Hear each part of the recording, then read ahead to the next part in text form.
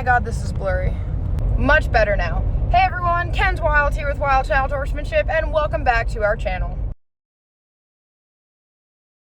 We're about to go and do something absolutely astronomical. I am so fucking excited to be able to go and do this, and so we're gonna get into more detail as we go along, but we gotta go pick up my sister Sammy first, and one of my good friends and clients, Stephanie, and then we are gonna go have some fun.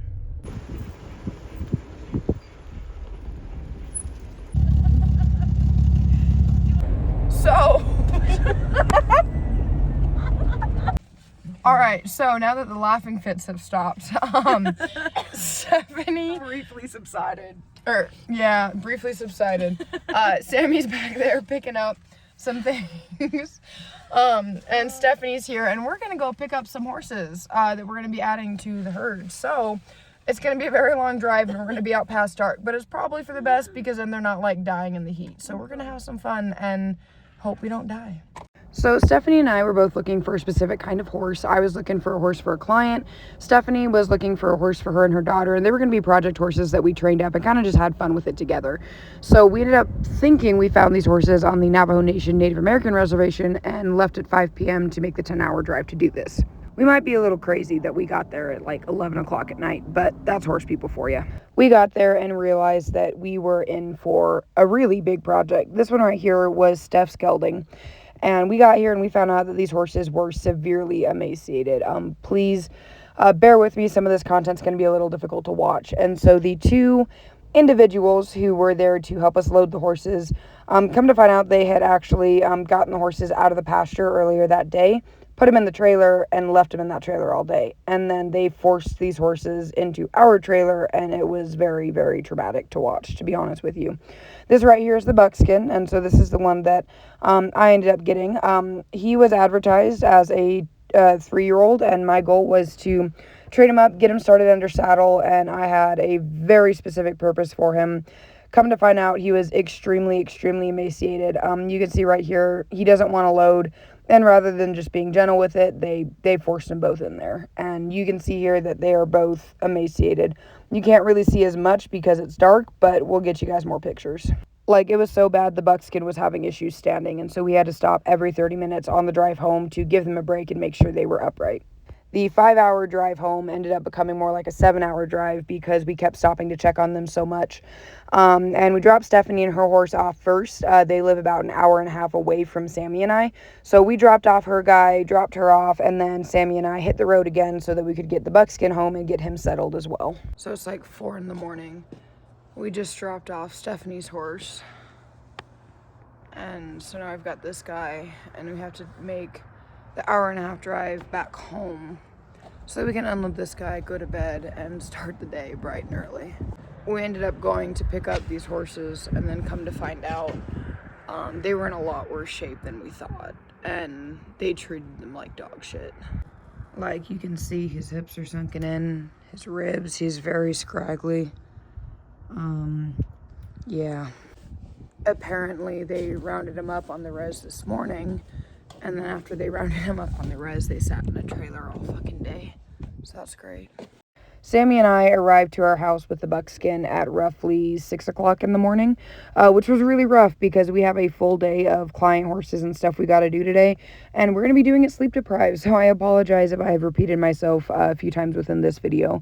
So as I went to unload this gorgeous boy, I kind of gave him a moment to really just look at his surroundings and all that fun stuff because I really just want to make sure that he feels safe and that I'm not pressuring him to unload because they definitely pressured him to load.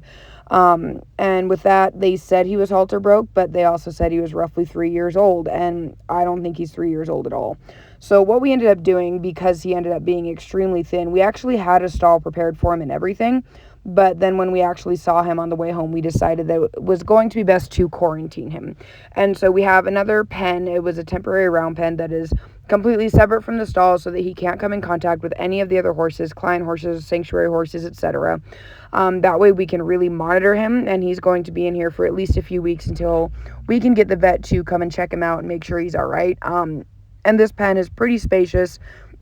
We got some hay in there for him. We got some water, but we just really want to make sure that he's not thin because he's got some sort of a medical issue going on, and that maybe he's just thin because he was starved. So he's going to be quarantined until we know for sure. Once we got him unloaded, I did check his teeth, and I don't think this horse is more than a year old, to be honest with you. Like, based on his teeth, he probably looks like he's somewhere between 6 to 7 months old. You can also see that as I took the halter off, the halter had actually grown into his face. Like, I had to peel the halter off of his face because it was so ingrown into him and his skin, and it was absolutely heartbreaking. Because we weren't really prepared to have to put him in a quarantine stall or anything like that. You know, we didn't have a feeder or anything set up, so we did get a water set up for him. We're going to get that feeder set up today, but overall, like, we got him unloaded, and you can just see that he's pitiful. You can watch how he walks, how he moves, and you can just kind of see that he's in pain. Looking at his hooves, that could be a big reason why it looks like he's walking around like he's in pain, but there definitely could be more to that than we realize, and so we're not really going to know until the vet comes and we get him handled enough to, at the very least, trim his feet and start correcting those because they have gone overgrown and untrimmed for a very long time. A couple hours later, I ended up coming back out to check on him, and I kind of just wanted to mess with him a little bit. I wanted to see if he'd let me approach him. You can see here that he's kind of skeptical, right? So I'm just trying to go slow. He does let me slowly walk up to him. He does reach out to sniff my hand. He seems like overall he is probably a really, really sweet horse. He's just timid because, as you can see, like, even here, I'm petting him, I'm loving on him, and then I move to using 2 hands and he goes to walk away. It's like, I don't know about that. And so with him, we're just going to have to take a lot of time to make sure that he feels safe, really work with him on showing him that we're not going to beat him like his previous owners did, that he is safe here. He will get fed, he will get water, he will get absolutely everything that he needs while he is here. So I'm just kind of giving some time to love on him, show him that everything's going to be okay. And I'm not really going to work with him too much today. I'm just kind of trying to give him some love and pets, while I was also trying to get a feeder in and work on setting up some sort of a temporary shade for him as well, because like I said, putting him in this pen was not really planned. You can see as we get a little bit closer that he's got scars like throughout his body where they look like whip marks, or like he had been, again, just really beat with something. His hooves are super long. And again, you can look at his face and just see that halter really just grew into it. And that's absolutely horrendous because he was probably born. They put a halter on him and then they left it on and he grew. And so here he is. As I prepare to end this vlog, last thing I'm doing, I'm going to take this trailer back to where it belongs. And then I'm about to go 48 hours with no sleep because I got to get to work at my part-time job. It's only 3 days a week, nights, but I'm not ready for it today. Long story short, I mean, if you really look at this, yeah, we went into it with a certain purpose, but we left this entire road trip with a much greater purpose, I guess. Like I've said, we went into this looking for a very specific kind of horse. Steph was looking for something specific.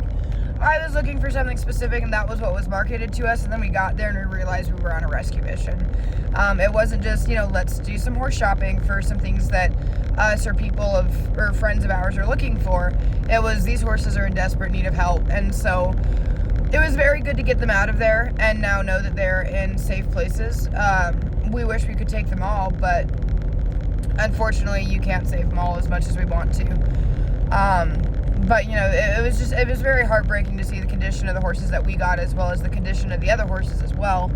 But at the end of the day, these horses are now safe. They're somewhere where we can fatten them up. They're going to get that much needed TLC, get some love and attention, get some things that you don't really know if they've had before, which is heartbreaking that they came from that, but now they're in a better place and we can definitely go from there. So if you guys would like to follow these horses' progress, please don't hesitate to hit the red subscribe button. Check us out on Facebook, Instagram, or our podcast. All of that fun stuff. I'll put the links to all of that in the description. And please, please, please don't forget to check out the Wild Child Academy. That is an educational platform that we just recently launched. And within the academy, we have a bunch of different video courses, a community where you can talk to other horse people along with myself. It's really, really cool. It's only $10 a month. I will also put the link to that in the description as well. Hopefully you guys all enjoyed it regardless. And just choose to follow along on the progress of these horses as we rehabilitate them, get some weight back on them, get some training on them. And I know for a fact that, in a couple months' time when the Buckskin's doing a lot better and I've had some time to really put some time into him, he will be up for adoption as well. So definitely stay tuned if you might be interested in that. Stay strong, stay true, stay wild, and we'll see y'all next time.